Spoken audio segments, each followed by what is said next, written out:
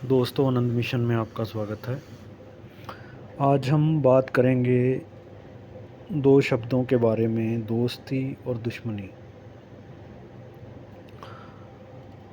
किसी को दोस्त बना लेना बहुत आसान है और दुश्मन बनाने के लिए हमें बहुत प्रयास करने पड़ते हैं। दुश्मन के लिए हमें बहुत सी स्कीमें लगानी पड़ती हैं कि मैं उसको कहाँ पर कैसे धोखा दूँ, उसका कैसे नुकसान करूँ। हर समय हमारा दिमाग इसी परेशानी में रहता है कि कैसे मैं उसका नुकसान कर दूं। और जब दोस्त बनाना होता है तो कोई मुश्किल की बात नहीं है। आप किसी की एक छोटी सी हेल्प कर दो, बस उसके साथ बैठ के दो बातें कर लो, उसकी दुख सुख में साझीदार बन जाओ। क्या चाहता है एक इंसान? दो बातें कोई उसके साथ कर ले, कोई उसके दुख सुख में साझीवाल हो जाए, कोई भी उसका जो दुख दर्द है उसको सुन ले। हम एक ऐसा ही इंसान चाहते हैं। जैसे मैं साइकोलॉजिस्ट हूँ, हमारे पास लोग आते हैं, उनकी बहुत छोटी छोटी समस्याएं होती हैं। जैसे हस्बैंड वाइफ की आपस में नहीं बनती, वो हमें बताती है कि ये मेरे साथ घर के छोटे छोटे काम भी नहीं करवाते,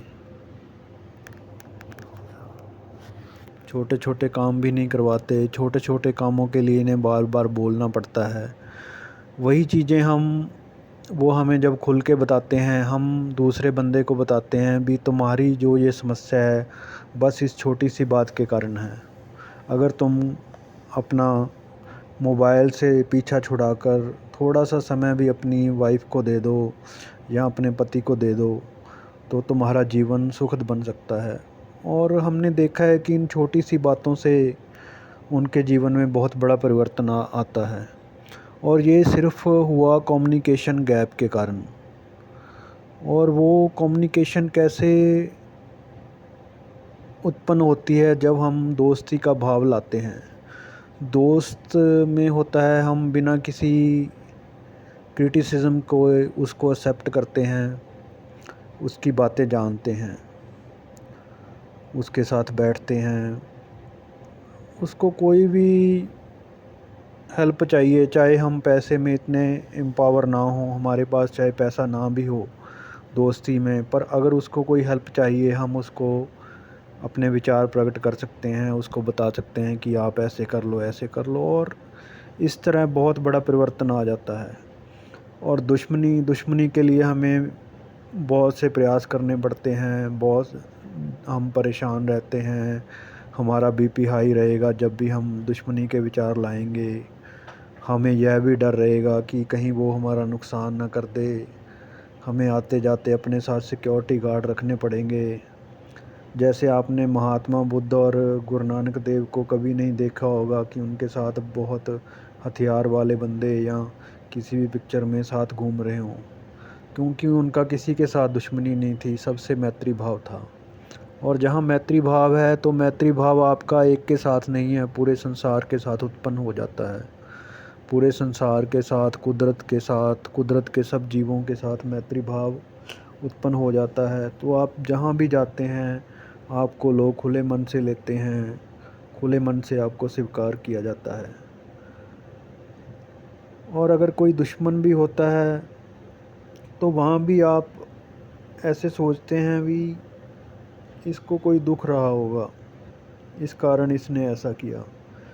जैसे एक बार महात्मा बुद्ध कहीं जा रहे थे, एक आदमी बहुत गुस्से में आया और उसने उन पर थूक दिया।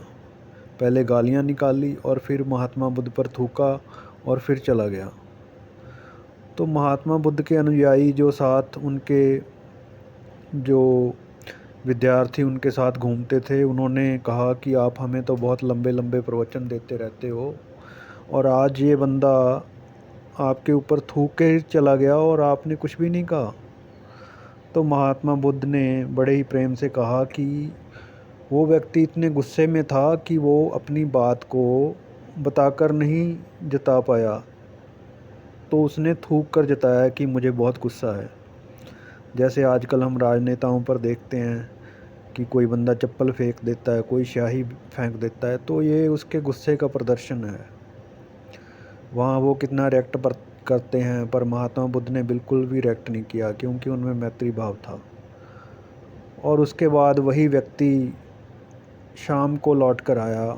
उसने बोला कि मुझे क्षमा कर दीजिए, मुझसे बहुत बड़ी गलती हो गई, मैंने आप पर थूक दिया। तो महात्मा बुद्ध ने बड़े प्रेम से कहा कि मैं तुम्हें क्षमा नहीं कर सकता, क्योंकि तुम वो व्यक्ति नहीं हो जिसने मुझ पर थूका था। क्योंकि उस समय तुम्हारी भावना कुछ और थी, उस समय तुम दुश्मनी के भाव से आए हो। अब तुम मित्र वर्ग बन के आए हो, और मित्र को क्षमा की कोई है ही नहीं कि तुम्हें क्षमा किया जा सके। अब तुम आदमी परिवर्तित हो चुके हो।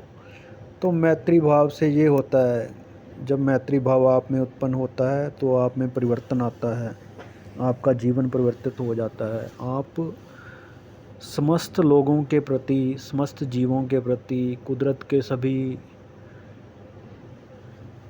जितने भी हमारे जीव जंतु हैं, यहाँ तक कि अजीवित वस्तुएं हैं जैसे कि पहाड़ हैं, झरने हैं, इनके प्रति भी आप मैत्री भाव से भर जाते हो। और मैत्री भाव में जब होगे तो आप नुकसान नहीं करोगे, आप कभी भी पेड़ नहीं काटोगे। अगर पेड़ काटोगे तो उसको काटने से पहले 10 बार सोचोगे कि इस पेड़ को काटने की बजाय अगर मैं सड़क को थोड़ा इधर से निकाल दूं, या सड़क अगर कम चौड़ी भी हो तो कोई दिक्कत नहीं है।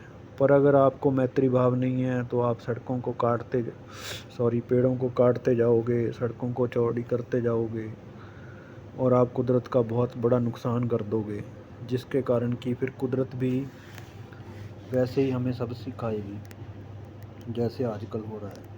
तो इस के ज़रिए मैं यही कहना चाहता हूँ कि आप मैत्री भाव को अपने जीवन में जगाएं और अपने जीवन को खुशमय बनाएं और आनंद से भर जाएं। बहुत बहुत धन्यवाद।